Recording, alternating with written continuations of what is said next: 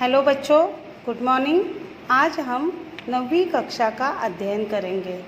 पाठ 3 स्वामी विवेकानंद। इसके लेखक का नाम है डॉक्टर जगदीश चंद्र। पाठ की शुरुआत करने से पहले हम लेखक परिचय देखते हैं। लेखक परिचय। इस पाठ के लेखक डॉक्टर जगदीश चंद्र हैं। इन्होंने भारत के किशोर बालक बालिकाओं के समक्ष आदर्श प्रस्तुत करने के लिए अनेक महापुरुषों की जीवनियाँ लिखी हैं। अब देखिए बच्चों, पाठ की शुरुआत करते हैं। सबसे पहले आशय देखिए क्या है। भारत देश में जन्मे अनेक महान व्यक्तियों ने भारत की कीर्ति विदेशों में फैलाई। ऐसे व्यक्तियों में से एक हैं स्वामी विवेकानंद। इस पाठ में उनकी महानता के परिचय के साथ देश प्रेम की प्रेरणा भी प्राप्त कर सकते हैं। तो पाठ की शुरुआत करती हूँ। भारत के इतिहास में स्वामी विवेकानंद का नाम अमर है। इस वीर सन्यासी ने देश विदेश में भ्रमण कर भारतीय धर्म और दर्शन का प्रसार किया तथा समाज सेवा का नया मार्ग दिखाया। देखिए बच्चों, भारतीय इतिहास में क्या है, स्वामी विवेकानंद का नाम अमर है। अमर यानी जो कभी मरता नहीं। तो देखो बच्चों, उनको गए कितने साल हो गए, लेकिन आज भी हम उनके बारे में बात कर रहे हैं। तो इस वीर सन्यासी ने क्या है, देश विदेश में भ्रमण करना यानी क्या है, घूमना। देश विदेश में घूमकर क्या है, भारतीय धर्म और दर्शन का प्रसार किया। और क्या किया, देखो, समाज सेवा का नया मार्ग दिखाया। लोगों में समाज सेवा के बारे में बताया। स्वामी विवेकानंद का जन्म 12 जनवरी 1863 को कलकत्ते के एक कायस्थ घराने में हुआ था। उनके बचपन का नाम नरेंद्र देव था। उनके पिता श्री विश्वनाथ दत्त एक प्रतिष्ठित वकील थे। उनकी माता श्रीमती भुवनेश्वरी देवी धर्मपरायण महिला थी। देखो, स्वामी विवेकानंद जी का जन्म क्या है, 12 जनवरी 1863 को कलकत्ते के एक कायस्थ घराने में, घराना यानी कुल, तो कायस्थ घराने में उनका जन्म 12 जनवरी 1863 को कलकत्ते में हुआ। और उनके बचपन का नाम क्या, नरेंद्र देव था। और उनके पिताजी का नाम था विश्वनाथ दत्त, जो कि एक प्रतिष्ठित यानी प्रसिद्ध वकील थे, लॉयर थे वो। और उनकी माता श्रीमती भुवनेश्वरी देवी, जो धर्मपरायण महिला थी। धर्मपरायण यानी क्या, धर्म का पालन करने वाला। बालक नरेंद्र का शरीर स्वस्थ, सुडौल और सुंदर था। कुश्ती लड़ने, दौड़ लगाने, घुड़सवारी करने और तैरने में उन्हें बड़ा आनंद मिलता था। वे संगीत एवं खेल कूद की प्रतियोगिताओं में भी भाग लिया करते थे। देखो, बालक नरेंद्र यानी स्वामी विवेकानंद का शरीर कैसा था, स्वस्थ था, सुडौल यानी सुंदर आकार वाला, और सुंदर भी था। और उनको किस में रुचि थी, कुश्ती लड़ना, दौड़ लगाना, घुड़सवारी करना और तैरने में उन्हें बड़ा आनंद मिलता था। और वे संगीत एवं खेल कूद की प्रतियोगिताओं में भी भाग लिया करते थे। संगीत और खेल कूद, इसमें स्पोर्ट्स में उनको क्या रुचि थी, तो उसकी जो प्रतियोगिता थी, स्पर्धाएं होती थी, तो उसमें भी वे भाग लिया करते थे। नरेंद्र आरंभ से ही पढ़ाई लिखाई में बड़े तेज थे। वे अपने स्कूल में सर्वप्रथम रहा करते थे। एंट्रेंस परीक्षा में भी वे प्रथम श्रेणी में उत्तीर्ण हुए थे। बीए की परीक्षा पास करने के बाद उन्होंने कानून का अध्ययन प्रारंभ किया। इसी बीच में उनके पिता का देहांत हो गया। देखिए क्या है, नरेंद्र क्या है, आरंभ से ही, शुरुआत से ही क्या है, पढ़ाई लिखाई में बहुत तेज थे, होशियार थे वे। और वे अपने स्कूल में क्या है, हमेशा सर्वप्रथम आते थे। और एंट्रेंस यानी प्रवेश परीक्षा में भी वे क्या है, प्रथम श्रेणी में उत्तीर्ण हुए थे। और बीए की परीक्षा पास करने के बाद उन्होंने क्या है, कानून का अध्ययन, कानून यानी लॉ उसका अध्ययन, लॉयर बनने के लिए उन्होंने क्या है उसका अध्ययन प्रारंभ किया। और इसी बीच क्या है उनके पिताजी का देहांत हो गया। अध्ययन काल में उनकी रुचि व्याख्यान देने और विचारों के आदान प्रदान करने में थी। इसी कारण उन्होंने अपने कॉलेज में एक व्याख्यान समिति बनाई थी और कई प्रतियोगिताओं का आयोजन भी किया था। देखो, अध्ययन काल मतलब पढ़ाई का जो उनका टाइम था, काल था, तो उसमें क्या है उनकी रुचि क्या है, रुचि यानी क्या आसक्ति, और व्याख्यान यानी भाषण। तो भाषण देना उनको बहुत पसंद था। तो और भाषण देने के लिए और विचारों के आदान प्रदान यानी क्या लेना देना। तो विचारों के मतलब एक दूसरे के विचार एक दूसरे को बताने के लिए क्या है उसमें उनकी रुचि थी। और इसी कारण उन्होंने क्या किया, अपने ही कॉलेज में एक व्याख्यान समिति बनाई और उसमें क्या है कई प्रतियोगिताओं का आयोजन भी किया था। पाश्चात्य विज्ञान तथा दर्शन का भी उन्होंने अध्ययन किया था। किशोरावस्था से ही नरेंद्र दार्शनिक एवं धार्मिक विचारों में तल्लीन रहते थे। एक दिन नरेंद्र रामकृष्ण परमहंस के पास पहुँचे और अपनी जिज्ञासा उन्हें कह सुनाई। रामकृष्ण परमहंस ने नरेंद्र को अपना शिष्य स्वीकार किया। देखो, पाश्चात्य देश में क्या है तथा दर्शन का भी, पाश्चात्य और दर्शन का भी उन्होंने क्या है अध्ययन किया।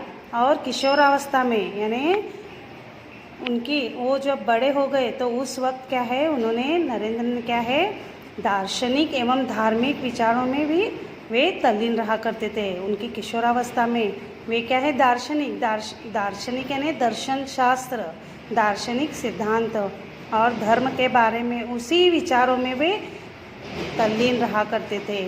फिर एक दिन क्या है उन्होंने क्या है रामकृष्ण परमहंस के पास पहुंच गए वे और अपनी जिज्ञासा यानी क्या है जानने की इच्छा उन्होंने उनको कह सुनाई। रामकृष्ण परमहंस ने क्या किया, नरेंद्र को अपना शिष्य स्वीकार किया। स्वामी परमहंस के जीवन दर्शन से विवेकानंद इतने प्रभावित हुए थे कि उन्होंने अपने गुरु के संदेश का प्रसार करना चाहा। जनता को सत्य की राह दिखाने के लिए सितंबर सन 1893 को वे संयुक्त राज्य अमेरिका गए।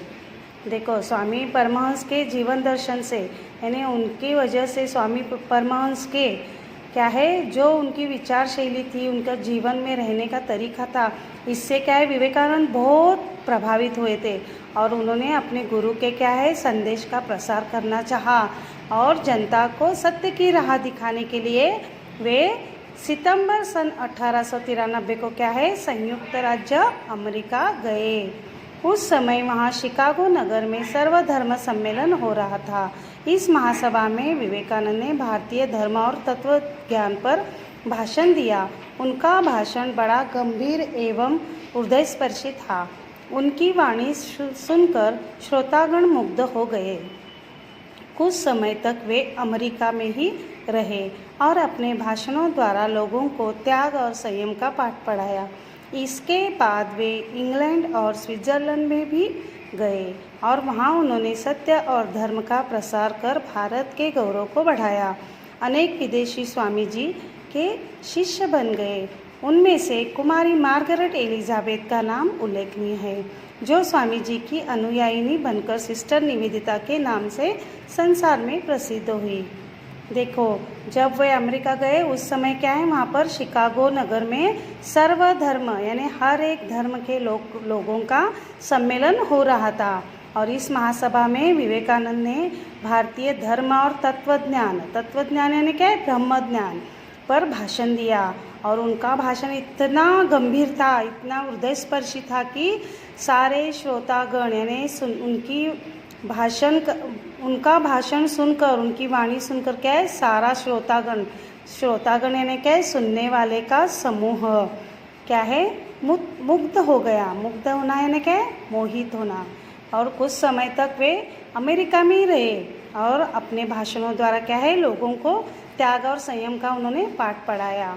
और इसके बाद वे इंग्लैंड और स्विट्ज़रलैंड भी चले गए और वहाँ पर उन्होंने सत्य और धर्म का प्रसार कर भारत के गौरव को बढ़ाया। उस वक्त क्या है, अनेक विदेशी स्वामी जी के शिष्य बन गए और उनमें से ही एक थी कुमारी मार्गरेट एलिजाबेथ, जो स्वामी जी की अनुयायी बनकर सिस्टर निवेदिता के नाम से संसार में प्रसिद्ध हुई। स्वामी विवेकानंद ने भारत में भी भ्रमण करके भारतीय संस्कृति और सभ्यता का सदुपदेश दिया। उन्होंने अंधविश्वासों तथा रूढ़ियों को हटाकर धर्म का वास्तविक मर्म समझाया। साधु सन्यासी वर्ग को भी उन्होंने शांति प्राप्त करने का नया मार्ग जताया। वह था दीन दुखी जनों की सेवा और सहायता का मार्ग। देखो स्वामी विवेकानंद क्या है, भारत में भ्रमण सिर्फ वो क्या है, उन्होंने विदेश में ही नहीं भारत में भी भ्रमण करके क्या है, भारतीय संस्कृति और सभ्यता का सदुपदेश उन्होंने दिया। और उन्होंने क्या किया, अंधविश्वास तथा रूढ़ियों को हटाकर धर्म का वास्तविक मर्म यानी क्या, भेद रहस्य क्या है, यह लोगों को समझाया। साधु सन्यासी वर्ग को भी उन्होंने क्या है, शांति प्राप्त करने का नया मार्ग जताया यानी बताना। और कौन सा था वह मार्ग? वह मार्ग था दीन दुखी जनों की सेवा और सहायता का मार्ग। दीन दुखी, दीन यानी गरीब लोग, जो दुखी हैं गरीब हैं उनकी सेवा करना और उनकी सहायता करने का यह मार्ग था।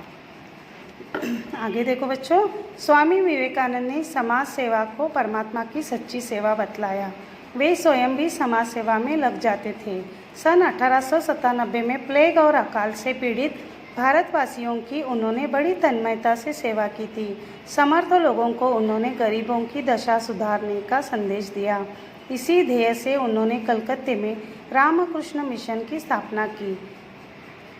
देखो स्वामी विवेकानंद ने क्या है, समाज सेवा को ही परमात्मा की सच्ची सेवा बतलाया। यानी भगवान की सेवा करना मतलब पूजा करना का मतलब क्या बताया, समाज सेवा को ही उन्होंने परमात्मा की सच्ची सेवा बतलाया। और वे स्वयं भी समाज सेवा करते थे।